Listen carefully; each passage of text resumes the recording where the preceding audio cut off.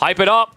It starts now. Midweek muster number 4's grand finals. And you might as well just watch the previous videos because it's happening again. Puppypaw versus Wham. The Canadian twins have done it again for the 3rd time in a row. But will it be the 3rd time that Wham is the bridesmaid and not the bride? Let's find out. He opens this series with the Mongols. Historically, a good pick up against Puppypaw's Japanese, but we've been seeing a new breed to the Japanese, a new take with the Koka Township that has allowed them to quite easily take the games, and oh my god.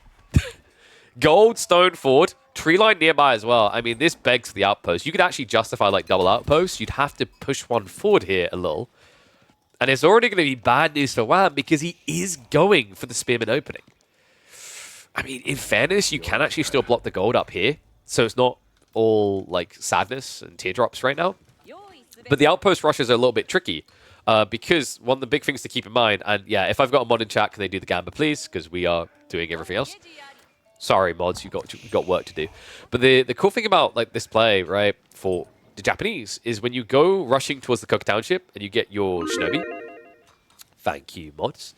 One thing that's really nice here is the Shinobi can quickly torch down the building's sabotage.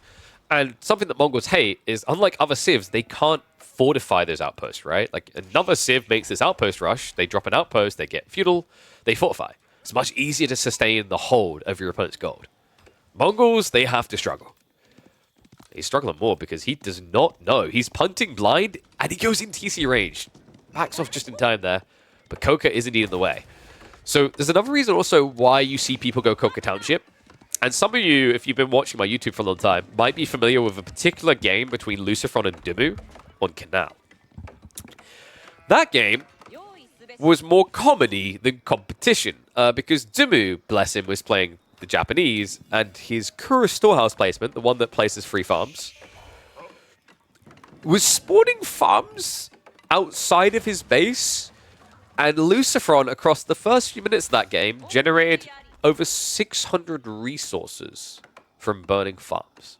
Because remember, you get paid 50 resources per farm burn. And they're very easy to kill. So, yeah, ever since those days, players have been very aware that actually, like, Kura Storehouse is a bit of a meme landmark against Mongols. Because even if you place it with the best intentions, quite often there's going to be some farms that are not protected by the town center, and therefore burnable by the Mongols. And what you end up doing is just giving more value to the Spear Rush. Said Spear Rush. Can do a lot of damage here. I mean, the next gold is really far out for Puppypaw. The whole point here is even if he doesn't want to directly contest this outpost, the use of the Koka Township Shinobi will give him a way of contesting. Meantime, he's going to keep dropping off gold. Love this as well. Goes in for the Tawara. Remember, Tawara, a really big buff. You're at 0.69. Nice. Gathering speed on berries, right? And you get the extra 25%. That's going to be ramping you up by, I think it's like 0.18. So you end up at basically deer gathering rate from one scale tech. It's really good, actually. Like it was a very big, I think, oversight that didn't get mentioned too often is with the berry buff and the nerfs to things like farms and the horticulture techs, right? Remember, this civ doesn't have horticulture techs. The way they balance the issue of farms is they nerfed the daimyo effect, but by doing so, they essentially upped the value of going for the wheelbarrow techs that increase your gathering of berries. So Japan's eco actually did get buffed with Season 9. I just don't think many people clocked it. Outpost now going up on the tree line because he's a little bit paranoid there. Notice he's gathering the stone. I love this from Puppypaw. Remember, when you gather stone, you still get some gold generation. It's not going to be a lot, but it's a way of getting extra gold in the meantime. And it also scales you towards a daimyo that would allow you to get an early feudal knight. Meantime, though, opening Shinobi are going to be shuffling over. Other side of it, Deerstone. Yeah, we don't really see much Silver Tree play here. Makes sense in particular up against the Japanese. They might not come to pressure your trade early on, but when they do arrive, it's going to be with very powerful mounted samurai. By going for this Yam as well, it means if Wham wants to go for an all-in timing of feudal, it becomes more feasible because he will have the Yam network for his infantry in H2.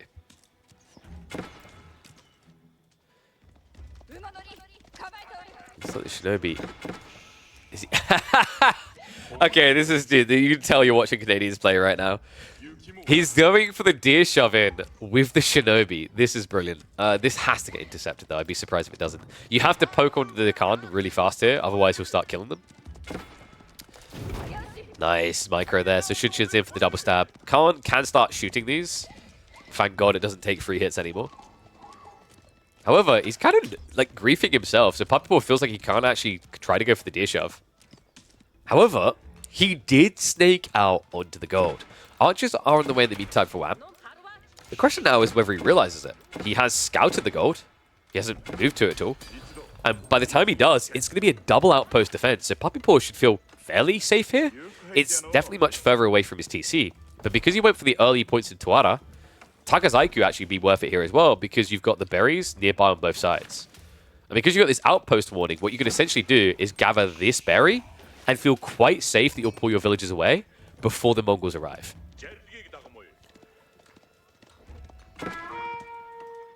Khan will discover the second outpost, but there's nothing he can do to stop it, right? And the beautiful thing is because Puppypaw was actively gathering the stone, he has plenty in reserve to get arrow slits everywhere. In fact, with the gold gathering added in, fortifications was guaranteed too.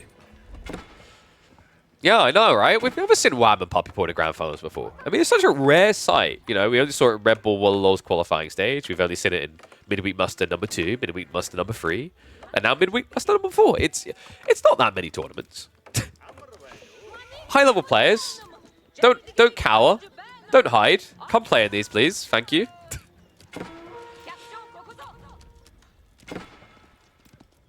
So, tech up soon to be underway for Puppypaw. This should be your standard play into Yorishiro's with the Floating Gate. Wham's in. Deep in. And I don't think he's got enough to stop Puppypaw right now. Rams are on the way. In theory, maybe the timing aligns here, but there is a cute trick you can do with Shinobi on the defense here, guys. Shinobi hit really bloody hard. So what you can actually do with Shinobi is you can actually garrison them in the outpost for when the ram comes in. And then you can ungarrison and stab. And remember, the melee vulnerability increases the damage, so the ram ends up taking 24 damage per hit from Shinobi, the attack fairly fast. Whether he's going to do that or not, debatable. He seems more interested in shenanigans with the ninjas. And actually switching gold veins again. Oh man, this is a lot of shuffling. So he's going to go for pressure on his opponent's base. In the meantime, he has moved out to the gold on the south side. The Rams are going to start moving in. So Wham. Wham's Rams to clear the way. The problem here is this might just end up baiting him into a really bad position if he assumes that he's blocked gold, not realizing that his brothers got even further out of the base, even more risky. Villagers are going to go for the burn down. Ambitious to try and protect this, but I guess maybe it looks more obvious as well if you are trying to protect like this. Shinobi, in the meantime, are going to block additional production. Smart choice here, considering he's going into Mountain Samurai. He doesn't want more spearmen coming his way. The villagers are going to try to shuffle by, but it looks like they get sniped out, so good moves in there. Takes down the 3.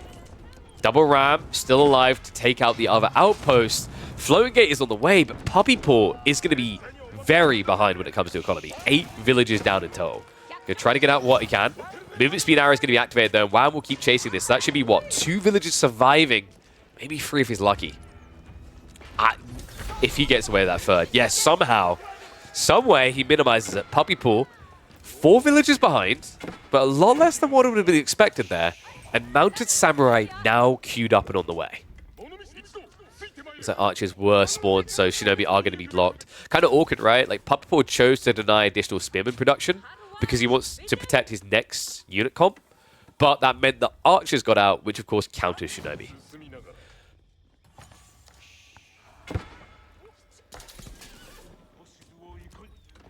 Ones if you think Wham's going to win this. 2s if you think Puppypaw is going to win it. Hiding in the trees as well, waiting to come back a century later. Khan has revealed the south side, but there's already an outpost up there as well, so you have to bring the rams. And Wham easily is going to burn down these outposts. It's resources gained, right? It's also denial, more long term. However, Wham, I feel like you need to look for it out here, right? I mean, he's done decent eco damage. In theory, if he feels like his opponent doesn't have much resource, he can continue to starve him. But Puppypaw, man, I mean, he has a dog on his banner, but I feel like it should actually be a snake. He's very slivery in this game. He keeps slipping out between these 3 gold veins. It's a game of whack-a-mole. The question now is Wham going to run out of stamina before he thumbs the mole for the final time? I mean, Spin Master's at least starting to look good, but Mount Samurai can be problematic. The upside, at least for Wham, is because he went for Deerstone. He has an easy way of kind of kiting in his own base. But the issue we talked about that Puppypaw is going to have where he has to come out of his base eventually, that applies both ways on Himiyama, right? So like Wham will have to start venturing out into things like the deer and the things like the boar. And that's another example of where the Deerstone is invaluable compared to the Silver Tree.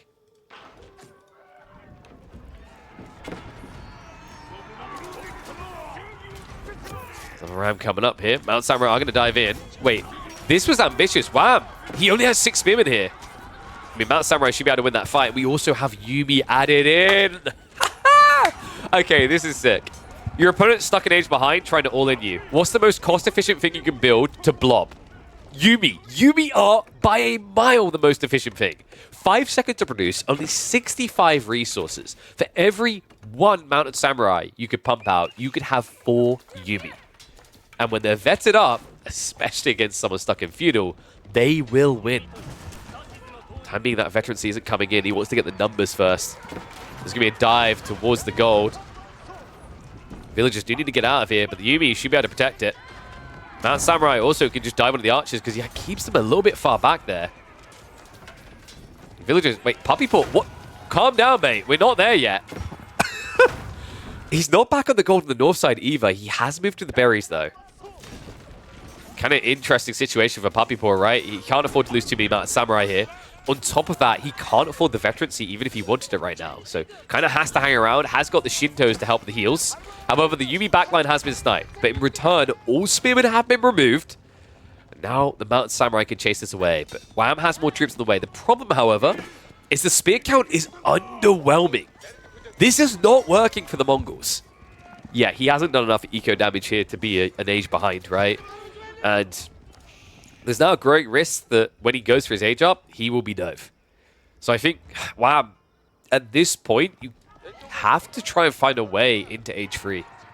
Because if you keep playing this now, you're going to be gradually pushed further and further out of the game. Right, the Yumi are the win condition now.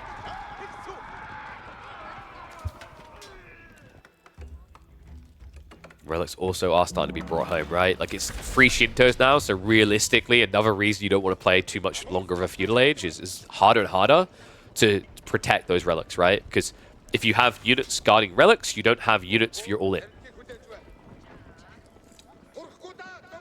Now, I love that comment from Townhouse about Puppy being really good on playing defensive. That's hilarious, because historically, these two do the opposite. Usually, Wham is the more defensive and Puppypaw is the more aggressive.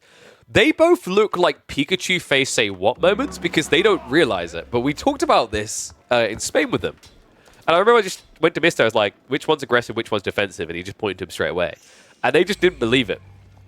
They're like, we feel like we play very similarly. It's like, you do, but there's also a drastic difference in your approaches on a fully encompassing picture. In this matchup, however, Mongols have to press, right? Like, you have to try and deny gold. This fast castle build just feels undeniable. Has at least been very efficient. Moving out, 5 villages, outposts up. Once again, now diving into the outpost. However, this time, spring replacements are coming. It's going to make it much more difficult for Wham to camp here. Khan is going to get sniped out. And Yumi, we're kind of approaching the point where you can vet them up. Samurai are starting to cut those reinforcements. Remember, 1 spear will not beat 1 Mountain Samurai. They will become 1 with the afterlife, though. Wow, I think he's fully admitted it's time. I mean, it's gambly, but if you don't try to tech up now, you're dead anyway, right? You can't keep your army on the offensive anymore. Look at the military numbers. Yumi are a Zerg unit, guys. In some ways, they're the best Zerg ranged unit in the game.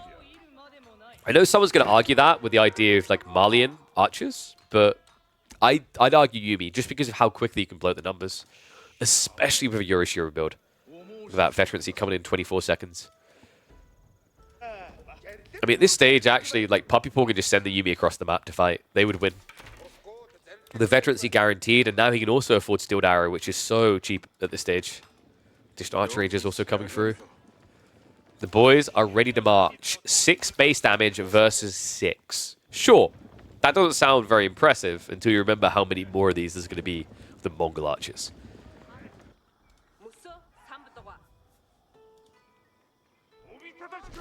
Samurai also just keeping on the defensive. Wow, he's trying to go to Keshiks. I mean, with Steel Arrows coming, with a potential +2, up to 8 damage, right? You're still going to take half damage from Yumi. And because they're so fast, they can kite Keshiks. I'm not sure this is it, but I mean, WAM probably feels like he has no choice but to continue in Age 2 at this point. You got to kind of respect the commitment to the timing. However, it does feel like someone flailing in the middle of the ocean trying not to drown. A Yumi ocean. What was that card called in Yu-Gi-Oh! Where it changes the area to like be beneficial for lightning? Was it Umi or was it actually Yumi? I think it might have been Yumi. Appropriate. Villager League gone. WAM only ahead by 2 now.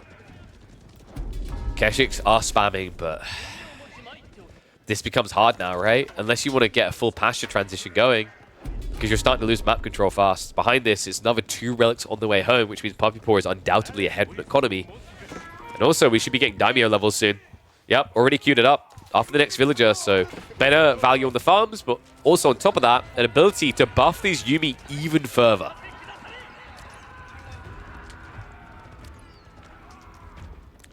It looks like Puppypaw is going to be opening this series with a win, and we've seen how bad that can be for WAM historically when that's the case. Unless he can find some good rate damage with his Keshiks. I don't think you even use them to take the Yumi fight. You need to use them to attack the enemy economy. Spearman rushing across the field trying to buy time, but in some ways not the worst of ideas, right? Your opponent hasn't really got many mounted samurai, and the Yumi are having to react to this. So it is buying some valuable time here for WAM. And with that time, he's getting ready for Age 3. Relic is at least denied on the north side. Sacred Site is captured, but it looks like the Shinto is going to die. So it won't be a win condition for long. Can WAM still do this? I mean, in theory, Kurotai puts you over the edge, right? If you keep skilling archers versus Yumi, then you have a winning fight. Because, like I said, with Zerg, with Zergling-type army comps, it's all about getting numbers before your opponent. In a game where you have an absolute limit of 200 population, the weakness of things like Yumi comes when you reach cap, right? You're not as pop efficient as normal archers. And we are a long way off that point. But it could be something for WAM to aim for. Kurotai coming in, so that's going to be really important. For the 20% buff straight away, it means his archers essentially have their veterancy without their veterancy. He's going to need it. Yumi move fast. Luckily, WAM's economy can shuffle away fast too. Keshiks are at least being mirrored on their moves, so not able to find too many kills here. Puppypaw is going to hide in the back tree line here, unnoticed. And in the meantime, the Yumi begin the dive. You have to punish this tech up. A little bit of hesitation here, though. He doesn't want to go in because look at their health bars. It's double outpost and a TC. Puppypaw doesn't feel confident to dive. Oi, oi, oi, oi, oi. I mean, he wants that fight, but that was well executed by WAM. He didn't attack, right? He actually backed up intentionally because he wanted to draw him under the triple outpost fire, like double outpost TC, right? To stack the odds in favor of him. Puppypaw, credit to him, didn't take the bait, but that has slowed down his opportunity to punish this age up out of his brother. Keshiks, they are vetted up, so they become more threatening here. This is really important. 175 health now, 5 ranged armor. So they're taking 3 damage from these Yumi. If you scale this a bit more, you can actually start to just heal and sustain off of fighting Yumi. Diving on the backside is going to find more workers. Another 4 going down here. Yumi having to snipe their way through the Keshiks, but it's buying time for the archers to fight back and for the veterancy to come through here. Good read, WAM. He's essentially using the Keshiks as cannon fodder so the archers can win the fight. Veterancy now completing. This is going to have quite the punch. Kurotai also unpacking, so instead of it being 7+1, check this difference in damage. 10 damage versus the 9. And remember, that's the Bannerman aura, so it's actually not 9. It's more like 8.2. Big difference in DPS. Add in the health as well. 70 versus the 80, right? Keshiks, which aren't going to die easily. Puppypaw realizes that he needs to get off of Yumi and back onto Mount Samurai. Yeah, too much gun and not enough running, right? He needs the cavalry mobility now.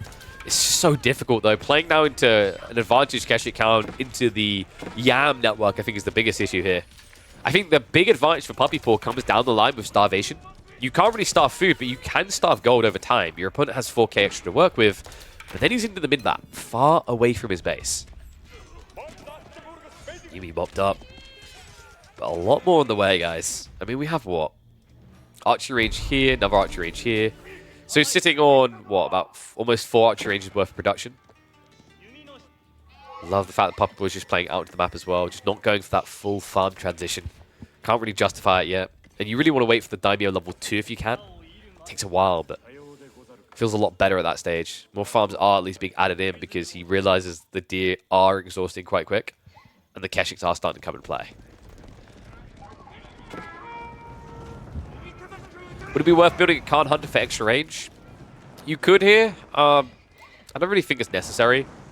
I like Khan Hunters usually earlier more than later. You can do it though. It's just, for Wham, the way he's fighting on the defensive there, the range doesn't matter because what he's doing is getting in range while he has Keshiks, killing, and then getting out. You could argue if he had the Khan Hunter, he would need that. But then what you probably see Puppypaw do is if he just saw archers, he'd probably counter dive, right? Just trying to get on economy instead. Because then you're not running headfirst into a line of knights. You're running headfirst into a line of unarmed villagers. Oh, Mount Samurai found another 5. And protection is on the way, but it's not going to be quick enough here. In fact, Wham, does he? No, he doesn't even try to run. He just tries to go for the repair. It's not going to work. Maybe 2 less knights, you'd be good, but villagers starting to die. That's 2 dead already. That's going to be 3 more going down. Yeah, I thought what he might try to do is run when the outpost was on fire, but it's just problematic. You'd have the Yam to get away faster, but archers wouldn't stop the dive. In fact, Mount Samurai just keep fighting. Yeah, you kind of need the Keshiks arriving here instead. Has got more production coming there, but that's still an eco lead starting to show itself. Puppypaw now up by 8 villagers. His farm transition is looking pretty solid. He's like, what, 20, 21? Meanwhile, pasture transition looking good, so Wham's not going to run out of food either, but the gather rate doesn't feel as great. Especially considering that we should be... Wait, what's he spending the stone on? I'm trying to figure out what Puppypaw's been spending all the stone on. Is it additional outposts? Yes, the please don't hurt me wall-off. I'm a little bit flummoxed. Has he been... Because he should have more stone than this. It's only Daimyo 1. Holy crap, how is this game not over? This is a very volatile matchup, folks. Like, on average, Mongol versus Japanese is over in 12 to 14 minutes. One way or the other, right? Either the Mongol rush works and Japan dies, or Japanese get Castle Age and the Mount Samurai do too much. You don't often find this game still going past 15 minutes.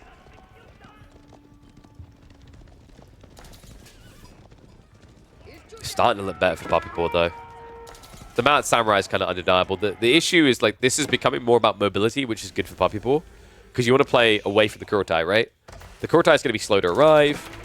Wham is leading more and more to Keshiks, which means he's going to want to be more mobile. I used to find Kurotai works best when you're on an infantry comp, right? Men-at-arms, crossbows, archers, these things.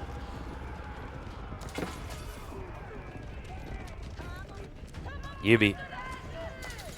Can they be the raider that he needs here? Alongside the Mount Samurai. He's going to dive underneath the TC again. Villagers are being targeted. What? I mean, if he just targets it instead of the Keshiks, he's good to go. In fact, instead he's going to mop them up. And guys, right now, there's 12 villagers here that have nowhere to hide.